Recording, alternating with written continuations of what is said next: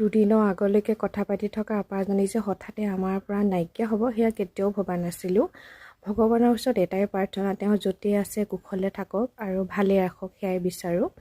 এতিয়া ভকত পিছে আহিলে, ভকতে নাম লৈ আছে আৰু এইজন হৈছে আমাৰ নিচা। গৰমো বহুত পৰিছে, সেয়েহে ভাবিছোঁ সকলোলৈকে চৰবত বনাওঁ আৰু এইফালে মই নেমু চৰবত বনাবলৈ আহিলোঁ। আৰু এতিয়া পিছে দিহানাম হৈ আছে, ভাবিছোঁ আপোনালোকক অকণমান দিহানাম শুনাওঁ, ময়ো শুনোগৈ, ময়ো ভিতৰতে কাম লাগি আছোঁ যে, বলক দিহানাম শুনোগৈ।